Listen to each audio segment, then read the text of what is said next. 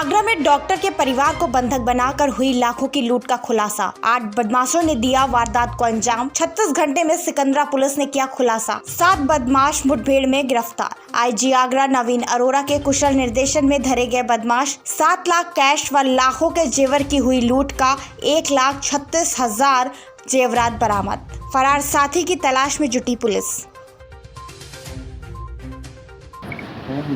थाना सिकंदरा लूट हुई थी, कितने लोग पकड़े गए हैं, क्या क्या बरामद किया? आप लोग अवगत ही हैं कि थाना सिकंदरा में 24 तारीख को एक दुर्भाग्यपूर्ण घटना हुई जिसमें डॉक्टर रजनीकांत शर्मा है, इनके घर पर कुछ लोगों के जाने की सूचना मिली। 4 लोग अंदर आए, इनके लोगों को बांधा उन्होंने, मारा पीटा थोड़ा बहुत, और उसके बाद वहाँ से सामान ले गए। ये हमारे पास सूचना आई थी। इस सूचना पे सभी वरिष्ठ अधिकारियों ने घटनास्थल का निरीक्षण किया था। एसपी साहब, एसपी सिटी साहब, हम लोग खुद भी गए थे और जो चीज़ें समझ में आई उनसे काफ़ी डिटेल पूछताछ की गई। पूछताछ पे उन्होंने बताया कि पहले 23 तारीख को भी ये लोग आए थे और एक इनका प्लॉट है और घर है, उसको बेचने की बात हो रही थी 50 वर्ग गज का, और वो करीब 12 लाख 13 लाख में ये लोग बेचना चाह रहे थे और निगोशिएट करते हुए 11 लाख तक बात आई थी। और उसमें 1 लाख रुपये बयाना देने के लिए 3 लोग गए थे पहले दिन 23 तारीख को, और उन्होंने अगले दिन आने की बात की। अगले दिन ये लोग फिर गए वहाँ पर और अंदर बैठ के बातचीत हुई तो पता लगा कि जो डॉक्टर साहब हैं वो अपने फादर को दिखाने गए हैं। उसके बाद अपनी वाइफ को लेके गए, कहीं ना कहीं किसी का अल्ट्रासाउंड होना था, किसी की आंख का ऑपरेशन हुआ था। शाम को फाइनली सब लोग मिले।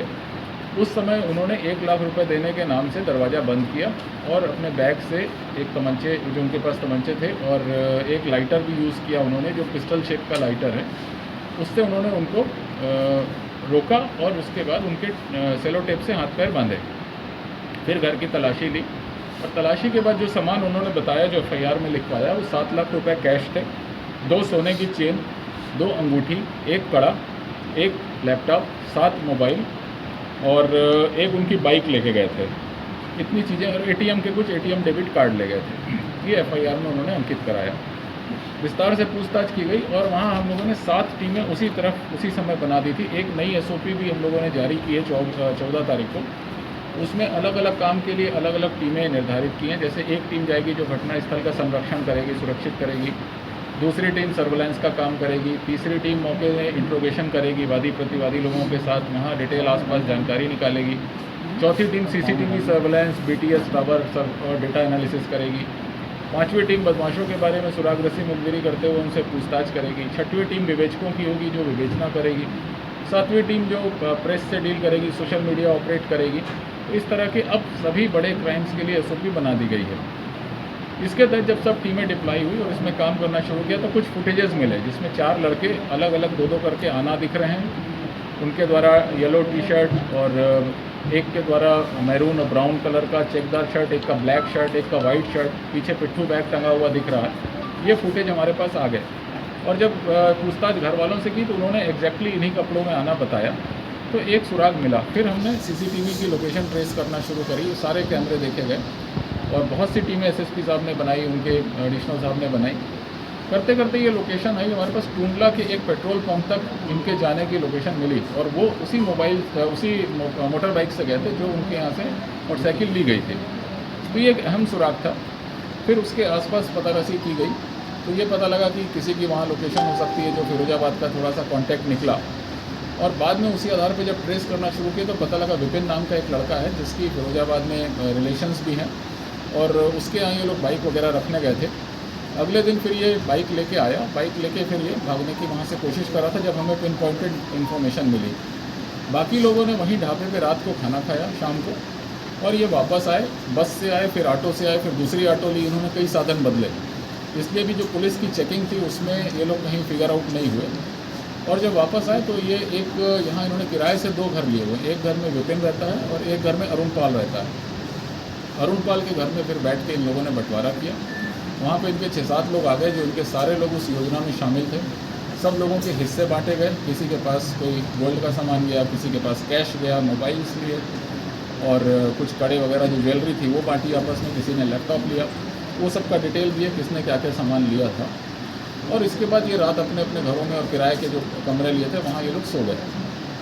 अगले दिन फिर ये बाइक लेके जाने की तैयारी में था, जिसके बारे में इम्पोर्टेंट इन्फॉर्मेशन इनपुट मिला था हमें।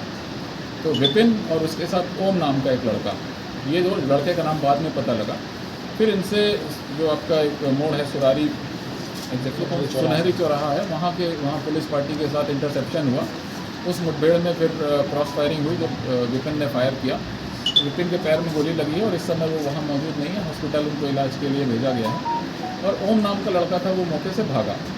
फिर जब विपिन से पूछताछ हुई तो ऐसे और भी हमें नाम पता लगे जो लोग गए थे। तो 4 लोग मुख्य घटना में उनके घर गए थे, वो विपिन, अरुणपाल, विशाल और गणेश, ये 4 लड़के थे जो घर में जाके जिन्होंने उस दिन 24 तारीख को घटना की थी। और इस पूरी योजना को बनाने में एक सचिन नाम का लड़का था, एक लखन था और एक मनीष था।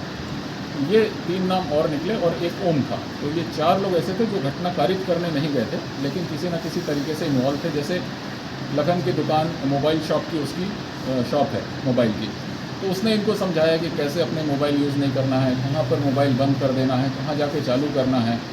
फिर उसकी बाइक से ये लोग इकट्ठे भी हुए थे, आने जाने का काम भी लखन की बाइक से किया गया। सचिन ने पूरी विपिन के साथ मिलकर मुखबिरी की थी। उसने ये पता लगा पूछताछ से कि इन्होंने एक पहले अपना मकान बेचा है, वो 14.5 लाख में मकान बेचा गया, जो विपिन और सचिन ने अपने ही परिचितों को दिलवाया था, इनफैक्ट रिश्तेदारी थे दूर के। और उसमें 2 लाख रुपए का उनको वो भी मिला था, जो मध्यस्थता की डील होती है, उसका कमीशन।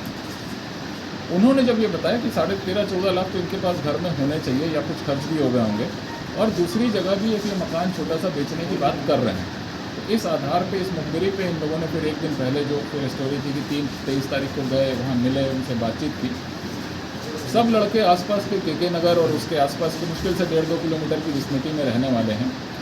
और इसमें से जो एक विपिन है, ये पहले एक बार हरिपर्वत के मर्डर में जेल भी जा चुका है, और उसमें भी लूट और हत्या लिखी गई थी, और करीब 78 साल की एक आदमी थी, उसमें हत्या हुई थी और उसका सामान लूटा गया था। उस समय भी ये 5 महीने जेल रह के आया है। तो इसका एक मास्टरमाइंड इस घटना का पूरा विपिन था, जिसको सचिन ने सहयोग किया। लखन के रिसोर्सेज यूज़ हुए, मनीष ने इनको बाहर से सपोर्ट किया। इनके पास तमंचे थे, अलग अलग जगहों से खरीदे थे। एक को नाम दिया है मथुरा से, जिस जगह से तमंचा खरीदा तो उस व्यक्ति का भी नाम आ गया, वो भी हमारे टारगेट लिस्ट में है।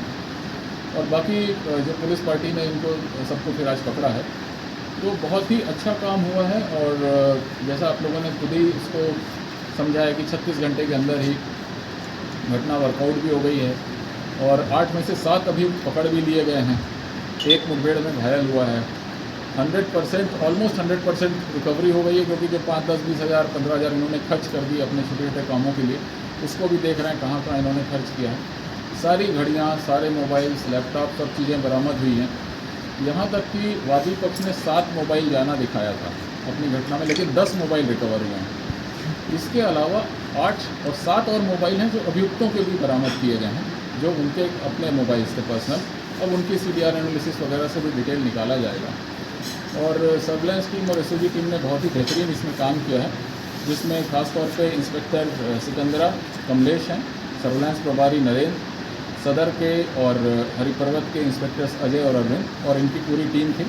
इन सब लोगों को ADG जोन साहब से भी मेरी बात हुई है। हम लोगों ने अपनी तरफ से 50,000 रुपये का इस टीम को इनाम दिया है, और सभी गेस्टेड ऑफिसर्स को प्रशस्ति पत्र दिए जाएंगे।